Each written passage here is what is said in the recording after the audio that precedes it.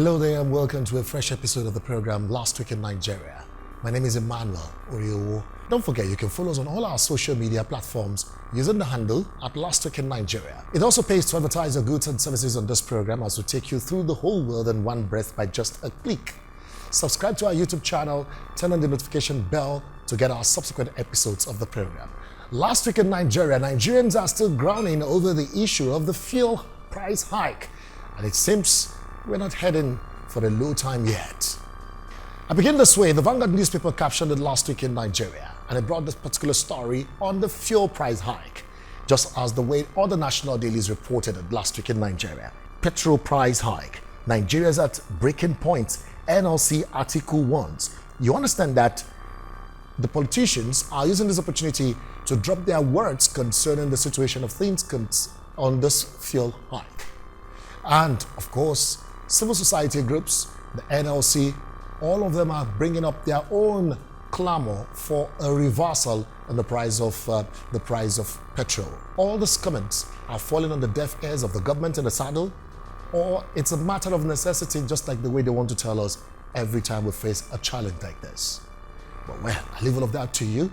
So get your comments coming. Let's keep the conversation on our platforms so that we can get to know how much you're buying fuel in your own area. Some are buying for as much as 1,200.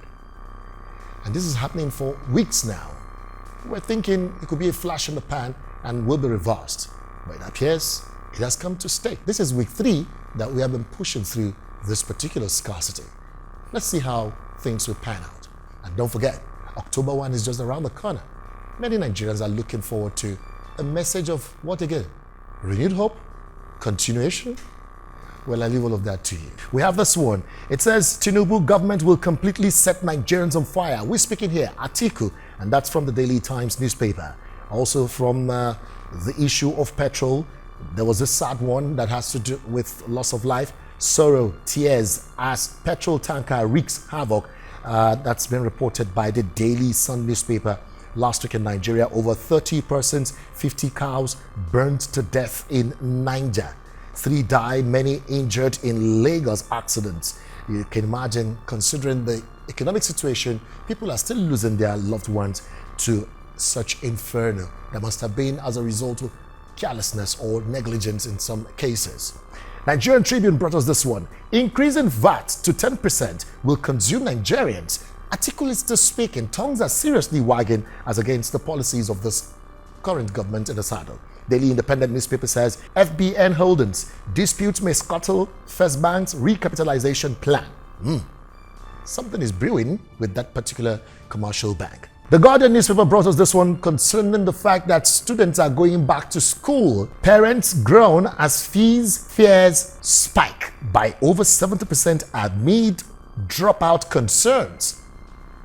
That will be alarming because we have quite a number of them who are out of school. So if the current economic situation is now making them to drop out again, that will not be a good omen for this nation.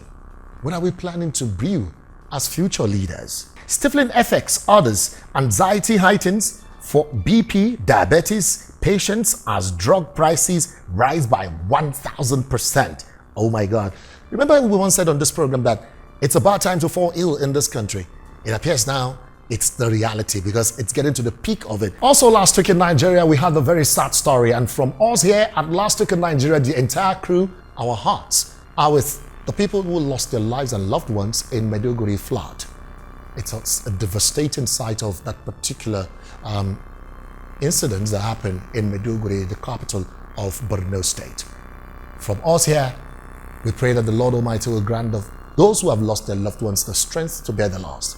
Even up to the twilight of last week in Nigeria, one survivor said his wife and kids are still yet to be discovered or found. It's so disturbing. So many facilities were destroyed by this flood. Once again, we hope that this will teach our government and the emergency agencies what to do, how to do things. If they are preventable, let's do the needful. If there's something we can also take care of when it happens instantly to avoid such a magnitude of loss, we should be able to be up and doing. This is the 21st century, for crying out loud. We shouldn't be doing things as if we're still in the 19th century. Okay, we have it this way. Flood ravages 29 states, 229 killed, 386,239 displaced, 94,492 houses submerged. We also heard later in the twilight of the week, last week, that about 3 billion naira was being disbursed to affected states. It's a good thing about the disbursement. But one thing is this: where do these disbursements end up? Private pockets? Do they get to the people who are really in dire need of it? Keep your comments coming in the comment section and let's continue this conversation. Let me pause for the commercial break. When we'll come back, we'll serve you with more stories. Don't forget, it pays to advertise your goods and services on this program. Get to reach the whole world with your products and services in one breath by just a click. I'll be back with you shortly. It's still Last Week in Nigeria. Stay with us. Thinking about high quality and long-lasting products? Think May Shop, an online store serving parents and children in Nigeria and globally. Log on to www.mayshop.com to place your orders now. May Shop Online Store, your #1 online children's store in Nigeria and globally. We offer nationwide delivery. May Shop Online Store, great styles at the best prices for your babies and kids. For more information about us, you may chat with us on WhatsApp web chat or call us at 0805 551 5736 or 0805 551 5649 and speak to our friendly customer service representatives. Visit our website www.mayshop.com.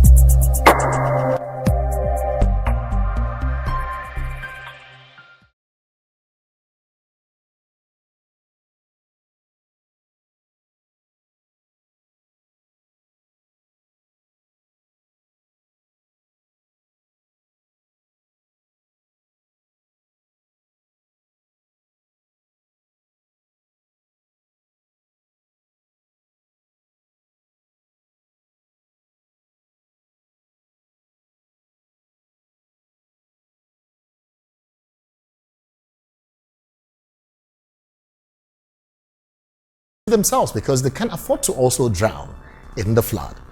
All manner of stories came with that, but we just pray that the government will be open doing to help us have a final solution to flooding. Don't forget that this issue of flooding was predicted by the NIMET, saying that there will be 3 days non-stop of rainfall and this might lead to all manner of flood. And look at what we experienced in so many states. Pocket of reports came about this flooding. Last week in Nigeria. The Business Day newspaper has this one: Nigeria raises over $900 million in first domestic dollar bond. That's by the Business Day newspaper. Nigerian Tribune has this one: factors that will shape Edo governorship election. At the twilight of the week from Edo State, we heard that the peace accord that was supposed to be signed, a political party candidate and the party decided to say, hey, we're not doing any peace accord. What is that supposed to portend? Does it mean that state will be at war come the 21st of September when the election will be conducted? That will be a sad one. In this jet age, when people are thinking about development, when our politics is expected to have evolved beyond bickering, bitterness, come on, what do we have here? Keep the conversation going. So just before we go, let's bring you some sporting gists as reported last week in Nigeria. And last week, we had a match between the Super Eagles and the Rwandan team ending goalless in the Africa Cup of Nations qualifier that is coming up for Morocco. And we saw that qualifier where Nigeria did that match. The only goal we scored was disallowed. But well, so many stories came in preparation of that particular encounter, and it was widely reported by many national dailies. But come to think of it, Sports in Song brings us this one, which has to do with after the match 2025, OSIMHEN Lookman fires blank in Kigali. Nigerians, let's keep connecting the dots by keeping the conversation on and on until we get a respite to this solution. Until then, bye for now.